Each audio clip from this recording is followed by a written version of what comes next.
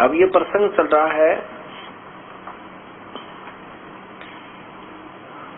शंका समाधान, जो कि ये धार्मिक कार्यक्रम आस्था चैनल के ऊपर भक्तात्माओं के पास पहुंचा। एक भिन्न ज्ञान होने से ढेर सारी शंकाओं का होना स्वाभाविक है। भक्तात्माओं के बहुत ही प्यार भरे विनम्र भाव से शंका निवारण के लिए प्रसन्न आते हैं। एक भक्त ने पूछा कि आपने बताया कि जैसे भगवान श्री कृष्ण विष्णु अवतार हैं और उन्होंने राजा मोरध्वज के पुत्र ताम्रध्वज को उस ताम्रध्वज के पिताजी और माताजी से ही आरे से 2 भाग करवा के और जीवित कर दिया। बाद में वो बिल्कुल मृत हो गया था। और आप ही ने बताया कि जैसे सुदामा ने भगवान श्री कृष्ण के निमित्त कुछ चावल लेके गए थे, वो भेंट किए थे, और भगवान श्री कृष्ण ने एक दुखी जीव को तुरंत सुखी किया।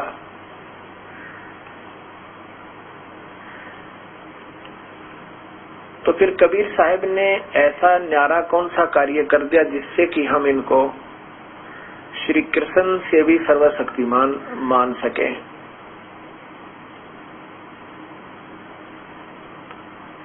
बिल्कुल भक्तात्मा, आपकी जो शंका है बहुत ही अच्छी है। अब जैसे सृष्टि रचना में आपने ये भी सुना होगा, श्री कृष्ण जी विष्णु अवतार हैं और विष्णु जी का केवल एक ब्रह्मांड में एक विभाग है, सतोगुण। जैसे एक प्रांत के अंदर एक मंत्री होता है, तो वो मंत्री भी कुछ शक्ति रखता है और वो मुख्यमंत्री से भी मिलती जुलती होती हैं। जैसे कुछ ऐसे कार्य होते हैं जो मंत्री भी कर सकता है लेकिन मुख्यमंत्री के समान नहीं कर सकता। ऐसे कुछ शक्ति मुख्यमंत्री भी राहत देता है, उन मंत्रियों से ज्यादा देता है, लेकिन प्रधानमंत्री जो राहत देगा वो मुख्यमंत्री भी नहीं दे सकता। इससे इनके मिलते जुलते गुण होते हैं। और समर्थता का ज्ञान जैसे ही आपने परिभाषा प्रभु की देखा ये इस पवित्र आस्था चैनल पर, आपको पता चला प्रभु ने किस प्रकार ये विभाग बांटे हुए हैं, प्रभु कौन है, ये सब आपके सामने सचित्र आया। जैसे भगवान श्री कृष्ण ने राजा मोरध्वज के पुत्र ताम्रध्वज को एक लीला करने गए थे, उसमें अर्जुन को साथ लेके और आरे से चिरवा कर और फिर जीवित कर दिया। इतनी पावर इन भगवानों में है, इसमें कोई शक नहीं। उन्होंने जीवित कर दिया। क्यों कर दिया? क्योंकि ताम्रध्वज की आयु बकाया थी। ये भगवान श्वास नहीं बढ़ा सकते।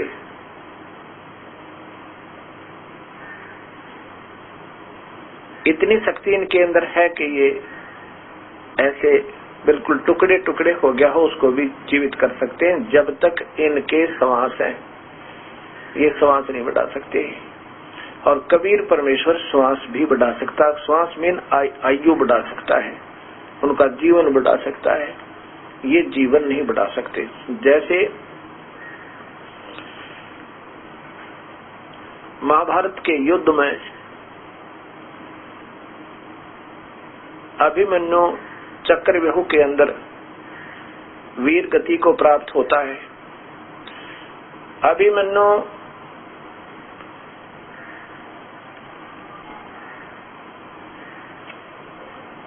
अभिमन्यु भगवान श्री कृष्ण जी के सगे भांजे थे और अभिमन्यु की मृत्यु पांडवों का कुल नाश और सगे भांजे अर्थात सुभद्रा के पुत्र, सुभद्रा श्री कृष्ण जी की बहन थी। अभिमन्यु की मृत्यु भगवान श्री कृष्ण के सामने हो गई, वो नहीं जीवित कर पाए क्योंकि अभिमन्यु का प्रारब्ध इतना ही था, ऐसा ही था। इसलिए भगवान श्री कृष्ण की आयु नहीं बढ़ा सके। और फिर जैसा कि आपने परिभाषा प्रभु की में सुना था, दुर्वासा जी ने श्राप दे दिया था। कब श्राप दिया था? जब द्वारका के जंगल में ऋषि दुर्वासा जी जाकर बैठ जाते हैं। आसपास के क्षेत्र में, पूरी द्वारका में ये बात फैल गई कि बहुत ही पहुंचे हुए महापुरुष हैं, भूत भविष्य वर्तमान की सभी बता देते हैं। उस समय द्वारका के कुछ नौजवान व्यक्तियों ने, जिनमें भगवान श्री कृष्ण जी के पुत्र परद्रुमन भी थे, उन्होंने एक स्कीम बनाई कि दुर्वासा की परीक्षा लेते हैं। सुना है ये भूत भविष्य और वर्तमान की सभी बता देते हैं।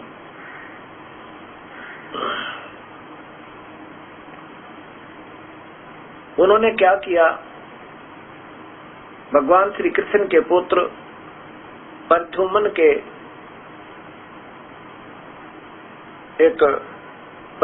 को एक लड़की के कपड़े पहना के एक स्वांग बनाया, स्त्री जैसा रूप बनाया, गर्भवती स्त्री जैसा, और गर्भ के स्थान पर पेट के ऊपर एक लोहे का कढ़ाया, छोटी सी कढ़ाई जो होती है, वो बांध ली।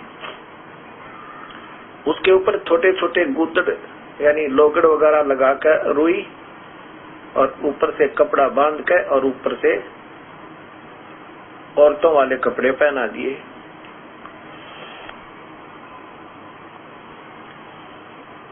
और साथ में एक परद्रुमन का एक नकली पति बना दिया। और 10-20 व्यक्ति जाकर के दुर्वासा जी से कहने लगे, हे ऋषिवर, सुना आप भूत और भविष्य की सभी बता देते हो, ये इसकी पत्नी है, ये इसका पति है। प्रभु ने बहुत दिनों के बाद इनको आस बख्शी है, इनको गर्भ रहा है इसकी पत्नी को, और ये उतावले हो रहे हैं, ये जानना चाहते हैं कि लड़का होगा या लड़की। तब दुर्वासा जी ने देखा कि ये मजाक करने आए हैं। दुर्वासा जी में क्रोध बहुत था। एकदम क्रोधित होकर कहने लगे कि यादव कुल का विनाश होएगा, इससे यादव कुल का सर्वनाश होएगा। और बहुत नाराज हो गए, लाल आंखें कर ली, बच्चे वहां से भाग, वह व्यक्ति सारे भाग लिए। सारी द्वारका में इस बात का बहुत विशेष जिक्र होने लगा, बहुत चर्चा हुई कि दुर्वासा जी ने जो कह दिया वो बहुत ही खतरनाक है। उनका वचन कभी पलटता नहीं, वो सिद्ध पुरुष हैं और यादवों का विनाश होने का श्राप दे दिया। द्वारका के कुछ मोदिज व्यक्ति, समझदार से व्यक्ति भगवान श्री कृष्ण के पास गए और कहा कि बच्चों ने दुर्वासा से मजाक कर दिया और दुर्वासा जी ने श्राप दे दिया कि यादव कुल का विनाश होगा। श्री कृष्ण जी ने कहा कि आप सभी वहां जाओ, दुर्वासा जी के चरणों में प्रार्थना करो, संत दयालु होते हैं, वो बख्श देंगे। कहना कि बच्चों ने मजाक कर दिया, ऋषिवर आप ही के तो बच्चे हैं। वही व्यक्ति सैकड़ों की संख्या में ऋषि दुर्वासा जी के पास गए, अक्षमा याचना की, बच्चों को भी साथ लेकर गए और कहा बच्चों अक्षमा याचना करो, मैं ऋषि जी तय। दुर्वासा जी ने कहा कि भाई मैंने जो कहना था वो कह दिया, अब मेरा वचन वापस नहीं हो सकता, मैं कुछ नहीं कर सकता। अपने बच्चों को पहले समझा के रखा करो, संतों के साथ मजाक अच्छे नहीं होते।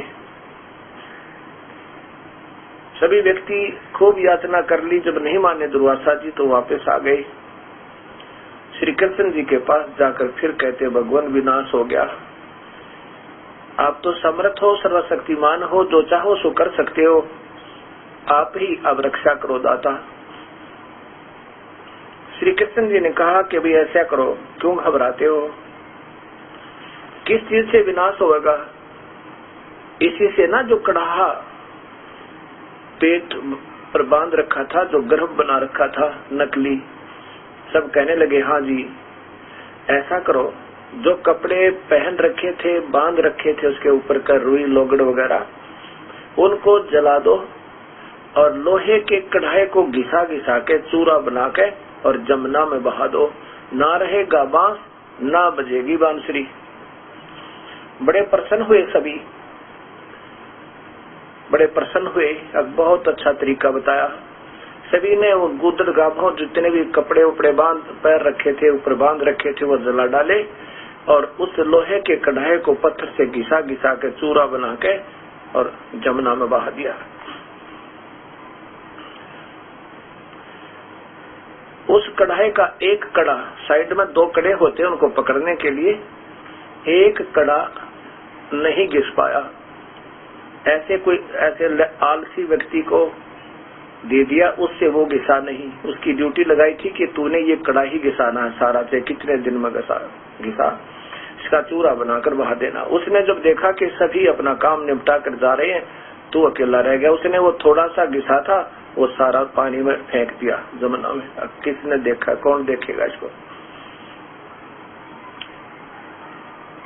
अब वो कड़ा जो था घिसने से चमकीला हो गया था, लोहे का कड़ा, वो कढ़ाई का लोहे का कड़ा। तो उधर से जब वो चमकीला हो गया तो जो ही उसने पानी में डाला, एक मछली ने खा लिया, कोई खाद्य पदार्थ समझ के। कुछ दिनों के बाद क्या होता है, एक शिकारी ने वहां, वो मछियारे ने जाल डाला, उसमें मच्छी पकड़ी, मच्छी को काटा तो उसके अंदर से एक सफेद वो धातु जैसा चमकीला कड़ा निकला। उसने पहले सुनार को दिखाया, सुनार ने कहा कि ये तो लोहा है, बहुत अच्छा इस्पात है। लोहार के पास लेके गया, उसे कहा कि इसका तो क्या बना सकता है? लोहार ने कहा कि जो इसका बन सकता है वो बना दूंगा।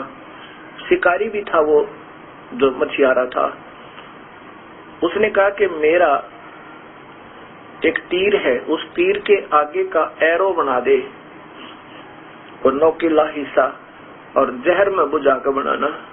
उसने कहा, लोहार ने, बहुत अच्छा, ऐसा ही कर दिया। कुछ दिनों के बाद क्या होता है, द्वारका के अंदर यादवों का आपस में कहा सुनी होने शुरू होगी। रोज लड़ाई झगड़े होने लग गए, आपस में एक दूसरे की हत्या भी करने लगे। सभी सियाने सियाने बुजुर्ग व्यक्ति फिर इकट्ठे होकर भगवान श्री कृष्ण जी के पास गए। उससे कहा, भगवान ना जाने नगरी का कौन सा पाप उदय हो गया, किसी ने किसी का बोल नहीं सवा रहा है, जरा सा बोलते ही आपस में लड़ने और मरने को तैयार हो जाते हैं, कुछ समाधान बताओ दाता। श्री कृष्ण जी ने कहा कि भी तुम्हारे ऊपर दुर्वासा जी का दिया हुआ श्राप प्रभावी हो गया, और ऐसा करो तो सभी ने बताया कि पूछा कि भगवान कोई समाधान बताओ। श्री कृष्ण जी ने कहा तुम ऐसा करो, सभी नर केवल मेल जितने भी यादव हो सारे के सारे जमुना में स्नान करके आओ। प्रभास क्षेत्र में जहाँ पर वो कढ़ा घिसा के चूरा बना के जमुना में डाला था, उस चूरे के घास उग गया, उस चूरे से घास उग गया और उस घास के इतने तीखे पत्ते हो गए जैसे आपने कुसा देखी हो, कुसा डाब।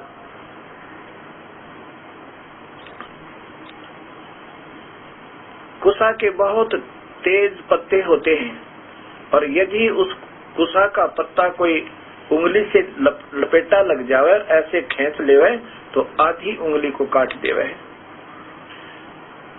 वो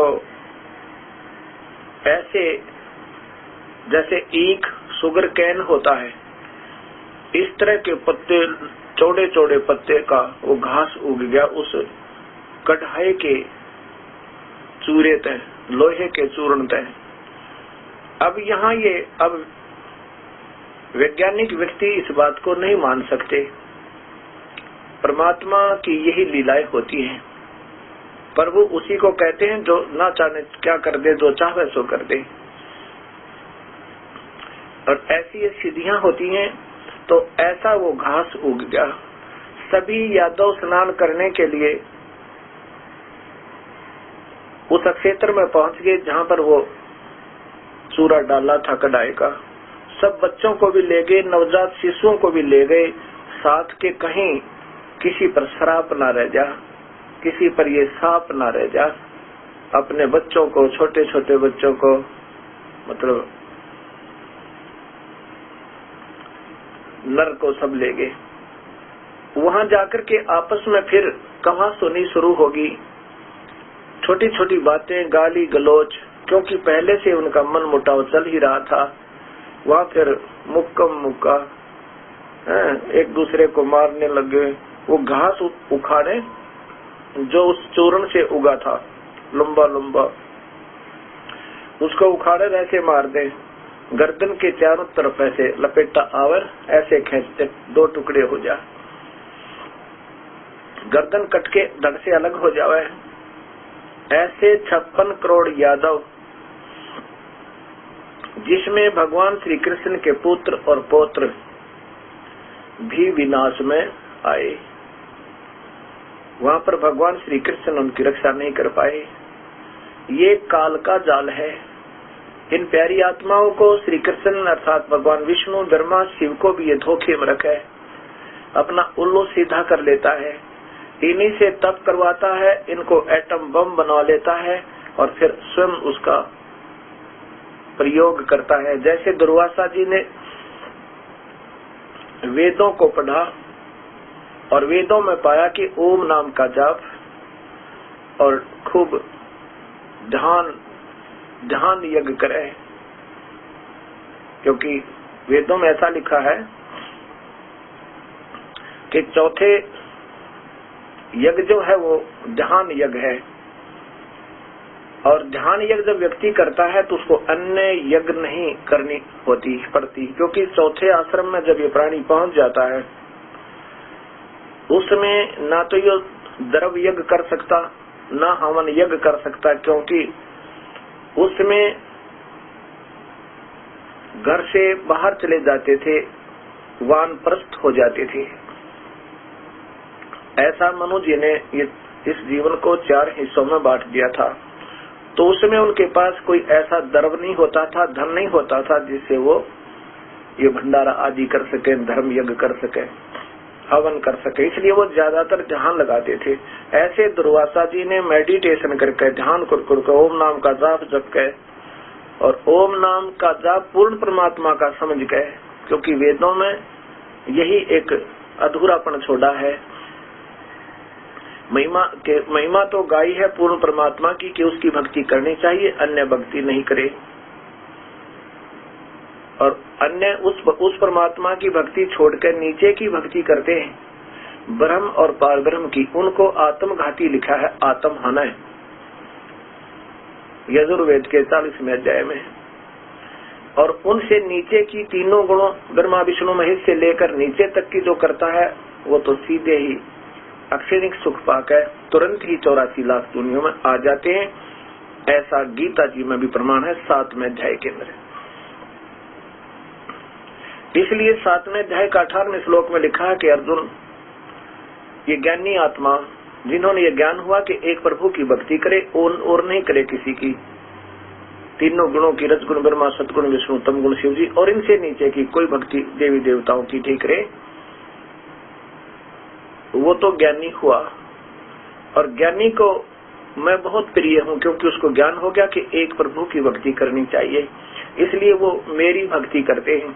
लेकिन वो मेरी ही घटिया अनुत्तम गति में, मेरे द्वारा दी जाने वाली राहत में ही सीमित रहे, घटिया अश्रेष्ठ, क्योंकि उनको पूर्ण परमात्मा का सत्य नाम नहीं मिला, सच्चा नाम नहीं मिला।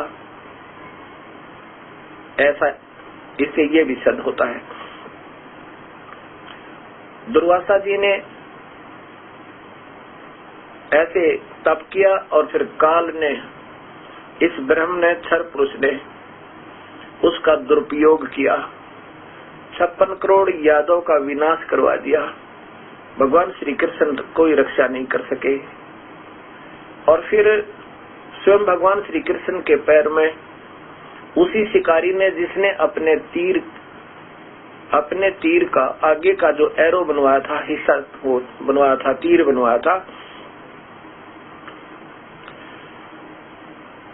विषाक्त उस कड़े के लोहे तय जहर में बुझा गए और वो भगवान श्री कृष्ण के पैर में प्रभास क्षेत्र में मारा था। वो शिकार ढूंढता हुआ घूम रहा था, सारा दिन उसको कोई प्राणी नहीं मिला जिसको वो शिकार बना सके, अर्थात वो कोई मृग वगैरह नहीं मिले उसको। तब वो घूम रहा था, भगवान श्री कृष्ण जी को ये पता लग गया था कि यादव का विनाश हो चुका है, और जाकर के प्रभास क्षेत्र में ही एक वृक्ष के नीचे लेट जाते हैं। ऐसे अपने पैर को दूसरे पैर के घुटने पर रख कर, ऐसे सामने ये पैर का पंजा दिखाई दे रहा था, तलवा दिखाई दे था। उस तलवे में, भगवान श्री कृष्ण के तलवे में एक पद्म था, और पद्म ऐसा चमक रहा था जैसे कोई 100 वाट का बल्ब दिन के अंदर दिखाई देवे। उसका निशान सा दिखाई देता है कि कोई वस्तु चमकीली है। ऐसे वृक्षों की झुरमट के अंदर से, यानी उनकी टहनियों के जो जमीन पर टिकी हुई थी, उनके अंदर से वो चमक दिखाई दी उस शिकारी ने। उसने सोचा कोई मृग बैठा है, उसकी आंख न दिखाई दे रही है। मृग की आंख समझ के उस पद्म का निशाना लेकर भगवान श्री कृष्ण के पैर में तीर लगा दिया। और भगवान श्री कृष्ण ने जब दर्द से कराहट की तो उस समय शिकारी ने देखा कि ये तो कोई व्यक्ति मर गया। आगे आकर देखता है द्वारकाधीश श्री कृष्ण जी तड़प रहे हैं। जब चरणों में गिर के वो बहेलिया, बालिया नाम का बहेलिया, रोता है, गिड़गिड़ाता है कि हे राजन, मुझसे धोखा हो गया। आपके पैर में कोई चमकीली वस्तु है और जिसके मैंने सोचा कोई मर्ग बैठा है और मैंने धोखे से तीर मार दिया। दाता, ये जहर में बुझा हुआ है, ए मालिक मुझे माफ करना। श्री कृष्ण जी ने कहा कि बहेलिया, बालिया नाम था उसका भी। बालिया, तेरा और मेरा ये कोई पिछले जन्म का हिसाब है भाई, अब मैं बराबर कर चला। उस समय वो शिकारी कहता है, भगवान आप द्वारका के राजा, मैं एक जंगली व्यक्ति, गरीब व्यक्ति, आपका और मेरा क्या हिसाब था। श्री कृष्ण जी ने कहा कि पिछले त्रेता युग में आप तो थे सुग्रीव के भाई बाली और मैं था रामचंद्र, दशरथ पुत्र रामचंद्र, और उस समय मैंने आपको एक वृक्ष की ओट लेकर मारा था, आपका वध किया था। तब आपने पूछा था कि ये मेरा बदला कब दोगे, आपने धोखा किया मेरे साथ। तब मैंने ये वायदा किया था कि तेरे द्वापर युग में इसका बदला दूंगा, और अब भाई मैं अपना बदला दे चुका। अब यहाँ विचार कीजिएगा भक्तात्माओं, ये काल जो है ये सभी को यूं नचा रहा है। जैसे ब्रह्मा जी से कहा था कि तप करो, कमल के फूल पर बैठकर 1000 वर्षों तक तप किया, फिर तप करवा के इसमें सिद्धि बरती, एटम बम बना लिया, और फिर कहा इस सृष्टि रचो। हमारे ही से सारे क्रिया करवाता है और स्वयं आनंद लेता है, अपना स्वार्थ पूरा करता है। हम बच्चे उत्पन्न करते हैं, इनकी परवरिश में सारा जीवन लगाते हैं, और ये बैठकर खा जाता है। इस काल का ऐसा जाल है जैसे कसाई बकरे पालता है।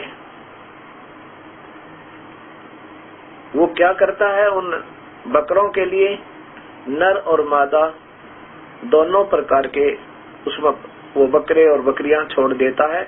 एक लंबा चौड़ा स्थान बनाकर उसमें पानी भी रख देता है, पानी भी का जो तालाब बना देता है छोटा सा, और उनको चारा चराता है।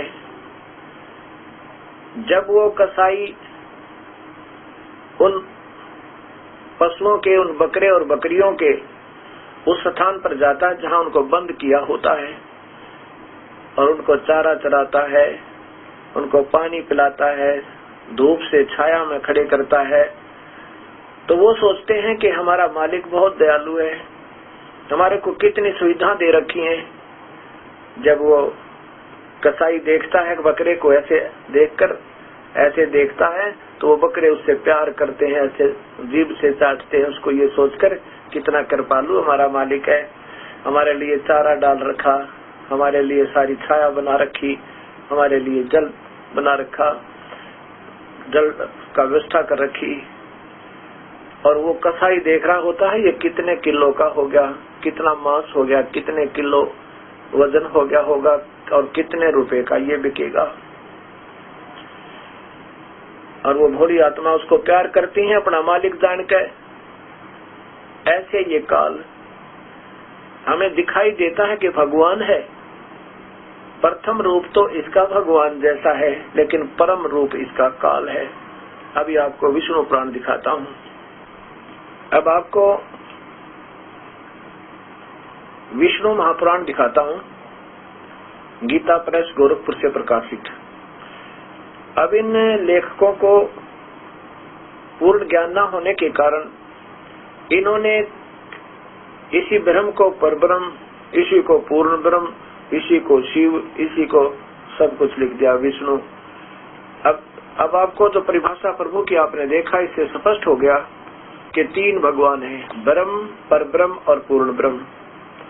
और ईश्वर, परमेश्वर, क्षर पुरुष, अक्षर पुरुष और परम अक्षर पुरुष, अव्यक्त, फिर दूसरा अव्यक्त, उस अव्यक्त से भी परे कोई और अव्यक्त।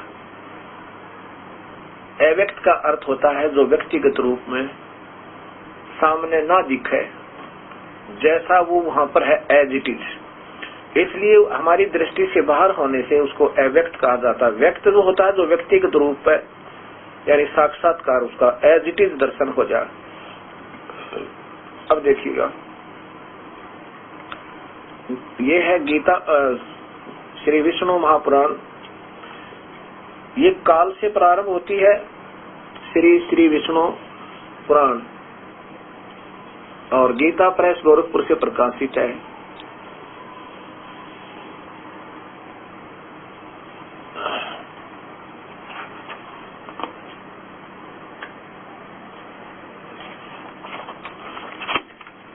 इनके लेखक हैं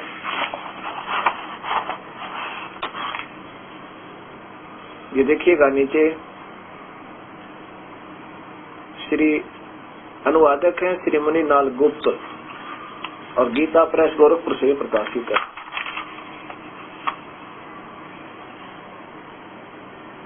अब इसके 4 और 5 पृष्ठ पे ऊपर देखिएगा प्रश्न नंबर ये 4 इधर, इसमें नीचे देखिएगा यहाँ पर है, ये तो संस्कृत हिंदी है इसकी। यहाँ लिखा है कि परब्रह्म का प्रथम रूप पुरुष, पुरुष माने भगवान, अव्यक्त और व्यक्त, ये तो अपने हिसाब से लिख रही है, अव्यक्त और व्यक्त इसके अन्य रूप हैं, तथा काल उसका परम रूप है। पहला तो भगवान जैसा दिखे, प्रभु जैसा, लेकिन उसका परम रूप काल है। ये परम रूप, वास्तविक रूप काल है, जो कहता अर्जुन ये मेरा परम रूप है। नीचे देखिए, भगवान विष्णु जो व्यक्त, वहां तक परब्रह्म कह रहे थे, अब विष्णु, भगवान विष्णु जो व्यक्त अव्यक्त पुरुष काल रूप से स्थित है, इसे इनकी बालवत क्रीड़ा ही समझो। और यहाँ देखिएगा, हे द्विज, काल रूप भगवान अनादि है, इनका अंत नहीं है, इसलिए संसार की उत्पत्ति, स्थिति, प्रलय भी कभी नहीं रुकते। पुरुष के प्रकृति से पृथक हो जाने पर विष्णु भगवान का काल रूप परिवर्तित होता है। सीधा सा लिखा है, जब ये प्रकृति का अपनी पत्नी के साथ ब्रह्मलोक में रहता है, उससे अलग हो जाता है, तभी अपने वास्तविक रूप में हो जाता है। देख लो, हे मैत्रेय, प्रलय काल में प्रधान के समय साम्यावस्था में स्थित हो जाने पर और पुरुष के प्रकृति से पृथक हो जाने पर विष्णु भगवान का काल रूप परिवर्तित होता है। नीचे देखो, ब्रह्मादि समस्त ईश्वरों के ईश्वर, ब्रह्मादि, ब्रह्मा विष्णु महेश के भी पिता हैं ये। विष्णु ही समष्टि, व्यष्टि, ब्रह्मादि जीव रूप तथा महत रूप से स्थित है। अब यहाँ देखना होगा भक्त समाज ने कि ये जितने भी पुराण है पहले काल से प्रारंभ होती है, चाहे वो शिव पुराण है चाहे विष्णु पुराण है। और इसमें स्पष्ट लिखा है कि उस काल का प्रथम तो पुरुष रूप है और वास्तव उसका रूप काल है। जैसे गीता जी में लिखा है कि अर्जुन, ये जो मैंने आपको अपना परम रूप दिखाया, ये ना किसी वेदों में वर्णित विधि से और न ही किसी क्रिया से, न जप से, न तप से, कोई नहीं देख सकता तेरे सिवा, ना पहले देखा और ना ही कोई देख सकता।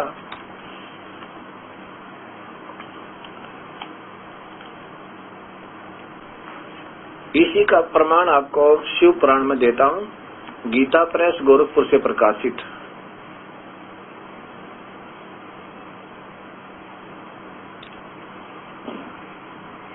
इसमें देखिएगा इनका जो श्री शिव पुराण, संक्षिप्त शिव पुराण, नीचे इनके लेखक हैं, संपादक हैं हनुमान प्रसाद पोदार, और ये गीता प्रेस गोरखपुर से प्रकाशित है।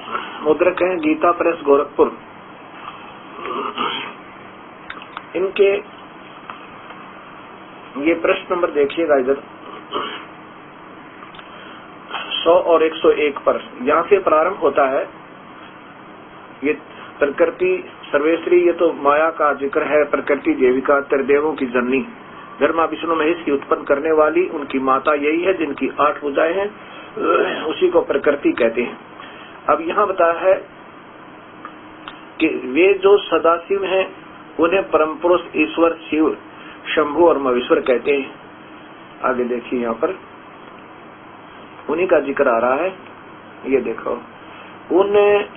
उन काल रूपी ब्रह्म ने एक ही समय में शक्ति के साथ शिवलोक नामक क्षेत्र का निर्माण किया। ये काल रूपी भगवान ने, काल रूपी ब्रह्म, ये ब्रह्म जो है ये काल है।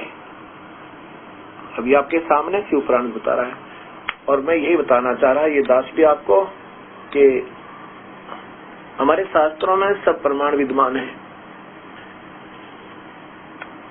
एक बार तो सब भक्तात्मा जो प्रथम बार देखेंगी तो बहुत बुरा लगूंगा आपको, ऐसा लग रहा होगा कि ये तो बहुत संत नादान लगे, हर समय एक दूसरे की क्रिटिसाइज ही करता रहता है कि नहीं। आपको क्रिटिसाइज नहीं लगेगी यदि आप इस परिभाषा प्रभु की ये शंका समाधान को भी देखते रहोगे। कुछ दिनों के बाद आप स्वयं महसूस करोगे कि हम गलत सोच रहे थे। मेरा कोई उद्देश्य नहीं किसी को बड़ा और छोटा बताने का, ना ही मेरी औकात है। मैं तो एक बहुत तुच्छ बुद्धि का जीव हूँ, आज भी हूँ। मैं तो सिर्फ आपके सामने शास्त्र दिखा रहा हूँ और एज ए टेप रिकॉर्डर इनको कुछ पढ़ रखा है, कुछ याद कर रखा है, कुछ आपको दिखा रहा हूँ एज इट इज। मेरा तो इतना ही कार्य है। और हो सकता है कोई दास ने कोई टिप्पणी ऐसी कर दी हो, क्योंकि मैं भी दुखी था, तलाश थी प्रभु की। और इन संतों के जो पढ़ते थे इनके अपने बनाए हुए वेद और गीता को छोड़कर गीता का सरलार्थ भी ढंग से नहीं कर पाए थे और ना ही वेदों को ढंग से सरलार्थ हो पाया।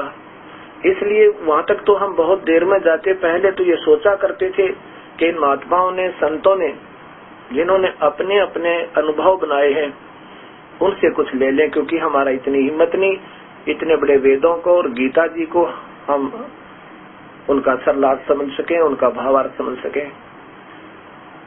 जिस भी संत की लेखनी सब लेख देखा करते थे,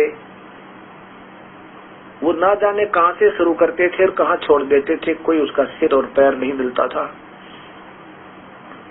अब जब इस दास के ऊपर कृपा हुई, मेरे परम पूज्य भगवान तुल्य मेरे गुरुदेव की, अब याद करता हूं उस दिन को ही। परमेश्वर वो शुभ दिन कैसे आया, कैसे रजा करी दाता आपने। ये मेरे परम पूज्य गुरुदेव जी, उस समय ये दास जूनियर इंजीनियर की नौकरी करता था और लगभग 5 वर्ष हो गए थे उपदेश लिए ने। तब इन्होंने कृपा बख्श दी, कहा कि नाम दिया करो। इस परमेश्वर तुल्य संत ने इस दास के ऊपर कृपा की। मेरे पूज्य गुरुदेव जी का नाम है स्वामी राम देवानंद जी महाराज। इस दास को आदेश दिया कि आप उपदेश दिया करो और कहा था कि मैं तेरे साथ रहूंगा, दूर नहीं जाऊंगा, हरदम तेरे सिर पे रहूंगा। उस दिन के बाद ये दिन याद रहता है, प्रभु कैसे रजा करी।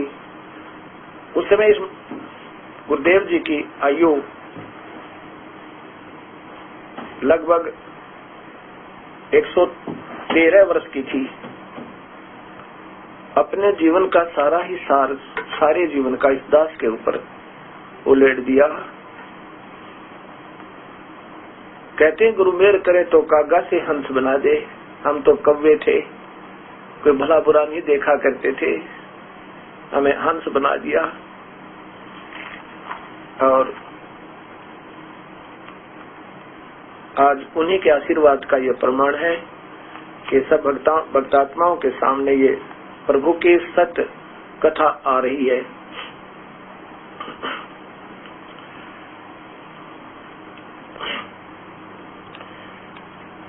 अब जो बता रहा था आपको कि काल जो है सबको नचा रहा है, ब्रह्मा विष्णु महेश को भी नहीं बख्श रखा इसने। अब जैसे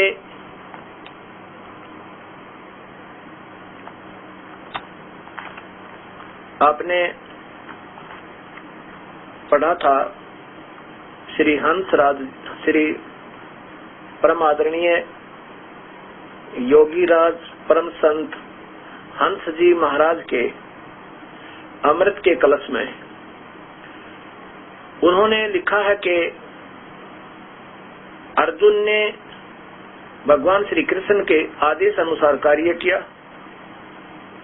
और वो निर्लेप हो गई। युद्ध भी किया, भजन भी किया, फिर उनको कोई कर्म नहीं लगा, वो निर्लेप हुए।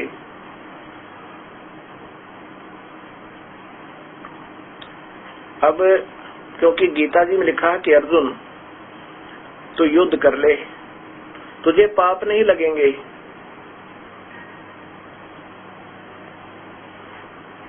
ये सर्वविदित है। अर्जुन ने भगवान आदेश पर युद्ध किया और भगवान के निर्देशन में ही रहे वो सारे युद्ध में। युद्ध के बाद जब पांडव विजयी हुए और कौरवों की पराजय होगी, उसमें युधिष्ठिर जी को राजगद्दी दे दी भगवान श्री कृष्ण ने और स्वयं द्वारका चले गए। कुछ दिनों के बाद युधिष्ठिर जी को बहुत बुरे बुरे स्वप्न आने लगे, जैसे कटे हुए शीश के व्यक्ति धड़ जैसे उनके घर में घुस रहे हो, हजारों बहनें विलाप कर रही हो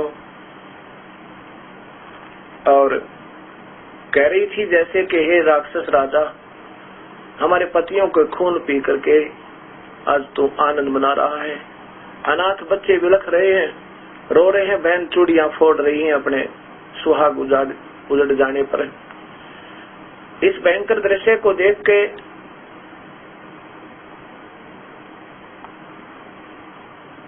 युधिष्ठिर जी बेचैन होकर बैठ जाते हैं।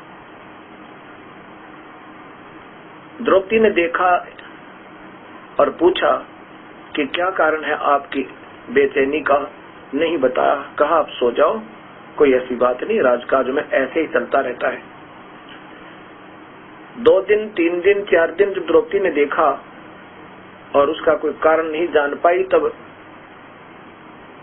अर्जुन से कहा और चारों पांडवों से कहा कि तुम्हारे भैया पर कोई आपत्ति है, वो बताना नहीं चाह रहे, उनको कोई समस्या है, आप पूछो, नहीं तो वो ना खाना खा रहे हैं ना ढंग से सो रहे हैं, वो हानि हो जाएगी, वो मर सकते हैं। चारों पांडवों ने जाकर के कहा युधिष्ठिर जी से कि भैया क्या आप हमें अपना भाई नहीं मानते। युधिष्ठिर ने कहा ऐसा कैसे कहा आपने कि मैं आपको अपना भाई नहीं मानता। युधिष्ठिर के मन में आया कि कहीं मैं राजगद्दी पर बैठा हूं, कहीं भाइयों के मन में ये ना आ गई हो कि मैंने इनको अनदेखा करना शुरू कर दिया है। आंखों में पानी भरकर युधिष्ठिर कहता है कि क्या बात है अर्जुन, भीम, नकुल और सहदेव, क्या मेरे प्यार में कोई फर्क पड़ गया आपके प्रति। उन्होंने कहा नहीं, प्यार तो आपका बढ़ गया और ज्यादा हमारे प्रति, परंतु आप रात को सो नहीं रहे, हमारे को द्रौपदी ने बताया है, और ना ढंग से खाना खा रहे हो, ये कारण क्या है बेचैनी का। यदि आप हमें नहीं बताओगे तो आप हमें अपना भाई नहीं मानते, हमसे कुछ छुपाए रहते हो। युधिष्ठिर ने सोचा था कि मैं तो दुखी हूँ, क्यों भैया बच्चों को भी दुखी किया, अपने छोटे भाइयों को, अब क्या बताऊं इनको। फिर बताना पड़ा, विवश होकर कहा भैया क्या बताऊं, ऐसे बुरे बुरे स्वप्न आते हैं जैसे बगैर सिर के बगैर शीश के धड़ धड़ अपने घर में घुस रहे हैं, जबरदस्ती हाहाकार मची हुई है, बहनें अपनी चूड़ियां फोड़ रही हैं, अनाथ बच्चे अपने पिता को जो फौज में थे उनको याद करके रो रहे हों, और उनकी माताएं उन वीरगति को प्राप्त सैनिकों की पत्नियां कह रही हों कि क्या मिल गया राक्षस राजा, तूने हमारे पतियों का खून पी गए, मेरा बेचैनी बहुत होगी, मैं बहुत दुखी हूँ। तब सभी ने एक राय बनाई कि भगवान श्री कृष्ण अपने गुरुदेव हैं, क्योंकि द्रोणाचार्य जो था उसके अंदर पक्षपात का रवैया देखकर उन्होंने श्री कृष्ण जी को अपना गुरु बना लिया था। कहा कि तब श्री कृष्ण जी के पास द्वारका चलते हैं, उनसे कारण भी और समाधान भी पूछेंगे, वो तो जान ही जान है। भगवान श्री कृष्ण के पास पांचों पांडव पहुंच जाते हैं। कुशल मंगल के बाद श्री कृष्ण जी ने आने का कारण पूछा। तब अर्जुन ने बताया कि भगवान भैया को रात्रि के समय बहुत बुरे बुरे स्वप्न आ रहे हैं, सो नहीं पा रहे हैं, बेचैन है, ना कुछ खाना खा रहे हैं ढंग से, बहुत बुरा हाल हो गया है, बहुत दुर्बल हो गए हैं। ये क्या कारण है भगवान, कारण तथा उसका समाधान भी बताइए। श्री कृष्ण जी ने कहा कि जो युद्ध में तुमने पाप किए हैं, बंधुघात किया, वो तुम्हें दुखदाई हो रहा है। अब अर्जुन को इस बात का बड़ा धक्का लगा कि जब गीता जी का ज्ञान मुझे दे रहे थे, उसमें कह रहे थे प्रभु के तुझे कोई पाप नहीं लगेगा अर्जुन, तू तो निमित्त बन जा और युद्ध कर ले। और अब भगवान कह रहे हैं कि युद्ध में किए हुए पाप तुम्हें दुखी कर रहे हैं। एकदम अर्जुन हक्का बक्का रह गया कि आज भगवान क्या कह रहे हैं, लेकिन उस समय नहीं बोल पाया, जुबान नहीं खुली उसकी। क्यों नहीं खुली? इसलिए कि यदि मैं अब पूछूंगा भगवंत कि आप युद्ध के दौरान उस गीता जी का ज्ञान देते समय क्या कह रहे थे भगवान? कह रहे थे कि आपको पाप नहीं लगेगा अर्जुन, तो युद्ध कर ले, मैंने तो ये सब मार रखे हैं, तू ना लड़ेगा तो भी मैंने मार देना है, ये तो मैंने पहले ही मार रखे, चिंता ना करें। इस ढंग से नहीं बोले कि भैया ये सोचेगा युधिष्ठिर के। अब ये वाद विवाद शुरू कर दिया श्री कृष्ण जी से अर्जुन ने, क्योंकि श्री कृष्ण जी ने बताया कि तुम एक अश्वमेध यज्ञ करो, और जिसमें उस समय करोड़ों रुपया खर्च होना था, आज तो अरबों हो जावे, अरबों रुपया, करोड़ों रुपया खर्च होना था। क्या बताया था कि अश्वमेध यज्ञ करो और एक पंचायन, पंच आनन, पंचमुखी एक शंख, अलग से एक सुसज्जित स्टेज बना के रखना और एक यज्ञ करो। जब वो धर्म यज्ञ संपूर्ण होगी, भंडारा होगा पूरा, उसमें अपने आप ये शंख बजेगा। ये शंख आवाज स्वयं करेगा। जब ये शंख आवाज करेगा तो समझ लेना तुम्हारी यज्ञ संपूर्ण हुई, और यदि शंख आवाज नहीं करेगा तो समझो तुम्हारी यज्ञ संपूर्ण नहीं हुई और आपत्ति नहीं टलेगी। अब इस बात को देखकर कि उसमें करोड़ों रुपया खर्च होना था, अर्जुन ने अपनी जुबान को लॉक लगा दिया, ताला लगा लिया कि यदि अब भगवान को टोकूंगा, कहूंगा कि भगवान आप क्या कह रहे थे गीता जी में कि तुम्हें कोई पाप नहीं लगेगा अर्जुन, तो युद्ध कर ले, मैं तो निमित्त मात्र है। और अब मैं कह दूंगा कि आप अपनी जुबान को संभालो, भगवान उस दिन क्या कहा था, मैं युद्ध करने से मना करूं था। अर्जुन ने कह दिया था कि भगवान हम भिक्षा मांग करके अपना गुजारा कर लेंगे, युद्ध नहीं करूंगा।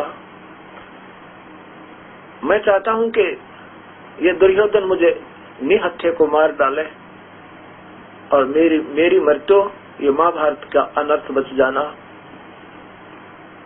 और उस समय भगवान आपने मुझे लड़ाया कह करके कि तू क्षत्रिय है, क्षत्रिय का धर्म नहीं है, युद्ध के मैदान से दूर हो जा, उल्टा हट जावे। तो अब अगर मैंने टोक दिया तो युधिष्ठिर को इस बात की ठेस पहुंचेगी और ये यज्ञ नहीं करवाएगा, ये मर सकता है, फिर पैसा नहीं लगाएगा, मेरे भाई का दुख निवारण नहीं होगा यदि मैं अब भगवान से वाद विवाद करूंगा। तय ये सोचकर करबद्ध होकर कहा कि भगवान जो कहोगे वैसे ही करेंगे, आप हमारे साथ रहना।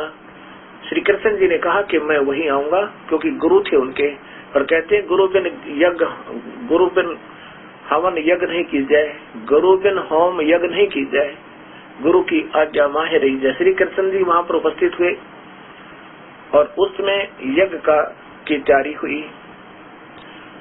उसमें एक शंख रख दिया अलग से सुसज्जित स्टेज का ऊपर, और उसमें 33 करोड़ देवता, 88,000 ऋषि, 9 नाथ 84 सद, दुर्वासा जैसी, वशिष्ठ मुनि जैसी तोब, ये महापुरुष भी विराजमान थे। 9 नाथ गोरखनाथ जैसे महापुरुष भी विराजमान थे, और स्वयं भगवान श्री कृष्ण और ब्रह्मा विष्णु महेश भी तीनों अपना रूप बदल कर वहां पर आए हुए थे। 33 करोड़ देवता, 88,000 ऋषि। भंडारा प्रारंभ हुआ, सबने भोजन पा लिया, शंख नहीं बजा। उसमें युधिष्ठिर ने भगवान श्री कृष्ण जी से कहा कि हे भगवान, हम बहुत पापी प्राणी हैं, हमारा यज्ञ पूर्ण नहीं हो सकता, हमने तो जुल्म कर रखा है। मुझे याद आ रही है वो युद्ध के दृश्य दिखाई दे रहे हैं, हाहाकार मची हुई थी, खून की नदी बहगी थी, दाता हमारे ये संकट नहीं टल सकते। भगवान श्री कृष्ण ने कहा कि जिससे ये संकट टल सकते हैं, जिससे ये यज्ञ संपूर्ण हो सकती है, वो महापुरुष अभी तक आए नहीं है। युधिष्ठिर को बड़ी चिंता बनी कि ये महापुरुष जिसमें इतने बड़े बड़े महापुरुष 9 लाख 84 सद और मार्कंडे जैसे महापुरुष ऋषि, ब्रह्मा विष्णु महेश, और जिसमें भगवान श्री कृष्ण ने भी स्वयं भोजन पा लिया, तो इनके भोजन खाने से शंख नहीं बजा। तो युधिष्ठिर भगवान श्री कृष्ण के मुख की तरफ देख रहा है बहुत मायूस सा होकर, कहता भगवान इन महापुरुषों के और भोजन खाने से शंख नहीं बजा, हमारे संकट नहीं टले, ये दाता इनसे भिन्न कौन शक्ति है। श्री कृष्ण जी ने कहा कि एक सुदर्शन नाम का सुप्त, जिसका वाल्मीकि घर में जन्म है,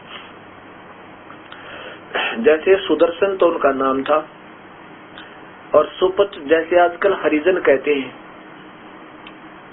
ऐसे उनको सुपच कहा करते थे। और वाल्मीकि बंगी के घर में, उसको हरियाणा में चूड़ा कह देते हैं, एक जाति होती है, उस वाल्मीकि जाति में उस सुदर्शन जी का जन्म था। और उसमें कबीर परमेश्वर करुणा में नाम से आए हुए थे द्वापर युग में, और वो हंस आत्मा, वो प्यारी आत्मा सुदर्शन जी, वो वाल्मीकि नहीं जिसने रामायण लिखी थी, उसके बाद तो वाल्मीकि जाति का उत्थान हुआ था। वो सुदर्शन जी कबीर परमात्मा यानी मुनिंद उस करुणामय जी के शिष्य थे, और पूर्ण परमात्मा का ये 3 नाम की भक्ति किया करते थे।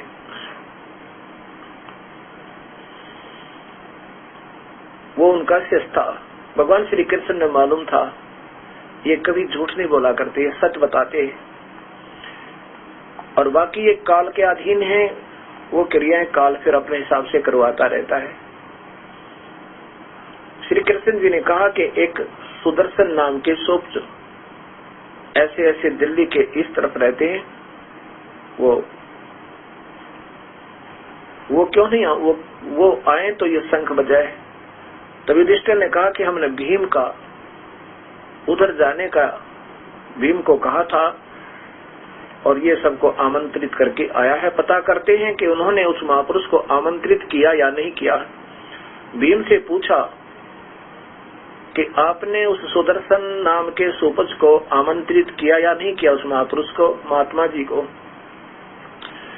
भीम ने बताया कि मैंने आमंत्रित तो किया था, लेकिन वो तो बहुत कुबोल बोल रहा था, वो कुछ शब्द कहने लगा, मुझे बड़ा गुस्सा आ गया उस पर।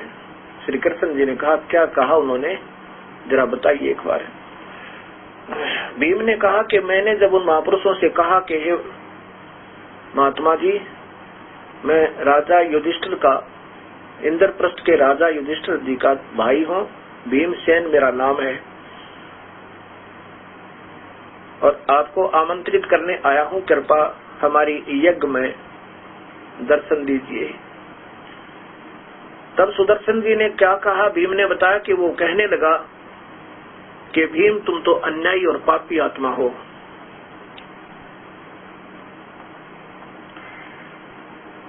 तुमने तो इतना जुल्म किया हुआ है महाभारत के अंदर, करोड़ों बहनों को विधवा किया, करोड़ों बच्चों को अनाथ कर दिया, उन बहनों की आंसू नहीं सूखी है अभी तक अपने पतियों की याद में, और अनाथ बच्चों को अभी तक अपने पिता की आने की उम्मीद है, पापा आएंगे, हमारे लिए वस्त्र लाएंगे, हमारे लिए केले लाएंगे। उन बच्चों की ये मासूम बातें सुनकर वो उनकी माएं बार बार रो रही हैं, टक्कर मार रही है, और तुम मौज मार रहे हो। तुम्हारे पाप के अन्न को जो खाएगा सीधा नरक जाएगा। और यदि मुझे बुलाना है, सुदर्शन जी कहते हैं, तो 100 अश्वमेघ यज्ञ जो तू आज कर रहे हो तुम, ऐसी यदि तुमने 100 अश्वमेघ यज्ञ कर रखी हो, उनका पुण्य मुझे दे दे, संकल्प कर दे, तब तुम्हारे यहाँ जाकर के मैं आहार करूं, अन्यथा नहीं करूं। तुम तो पाप आत्मा हो, तुम्हारे लिए तो नरक भी अलग बनाएगा भगवान धर्मराज। तो श्री कृष्ण बोले आपने क्या कहा, फिर उनके प्रति उत्तर में वो भी बताना जरा। भीम जी ने कहा कि मैंने आपका डर लगा नहीं तो उसको कूट देता। मैंने उसको कहा कि आना है, तेरी इच्छा ना आना तो मत आना। फिर श्री कृष्ण जी ने कहा कि नादान संतों को ऐसे नहीं बोला करते, आपने मुझे बताना था कि इसका समाधान करते कुछ। ऐसा जो तूने कहा है तो भी तू पाप का भागी हो गया। संतों की बातों को सुनकर और अपना श्रद्धा से आ जाना चाहिए। आपको स्वीकार्य है तो ठीक है, नहीं तो वाद विवाद नहीं करना चाहिए। श्री कृष्ण जी ने कहा कि चलो मेरे साथ, आज तुम्हारा काम उन्हीं उसी महापुरुष से पूर्ण होगा, अन्यथा इस पृथ्वी पर कोई है नहीं जो इस तुम्हारे इस कार्य को पूरा कर दे।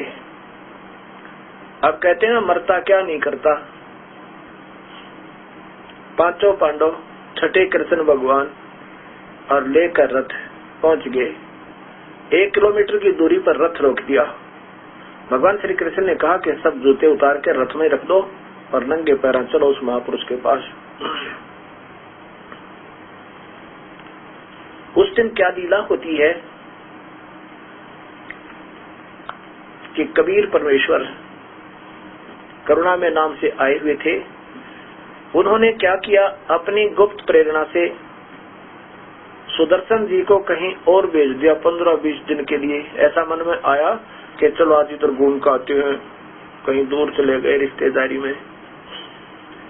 और उधर से कबीर परमेश्वर करुणामय जी उस अपने प्यारी हंस आत्मा का रूप बनाकर उसी कुटिया में झोपड़ी में विराजमान हो गए। श्री कृष्ण जी और पांचों पांडव जब वहां पर पहुंचे, श्री कृष्ण जी ने दंडवत प्रणाम किया कबीर परमेश्वर को, जो सुपत्र रूप में सुदर्शन रूप में अपने कुटिया में विराजमान थे झोपड़ी में।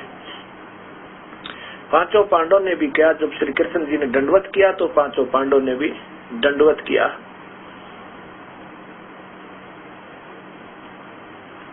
सुदर्शन जी ने खड़ा होकर कहा, हे भगवान, हे त्रिलोकीनाथ, आज कैसे दर्शन दिए। अब मैं सुदर्शन ही कहूंगा क्योंकि वो कबीर परमात्मा स्वयं महिमा नहीं चाहते, वो तो हमारे जैसे दासों को महिमा दे जाते हैं और आप गुप्त रहते हैं। करे करा वैसा ही अमन में लहर उठा और दादू से तरजीव का वो आप बगल हो जा।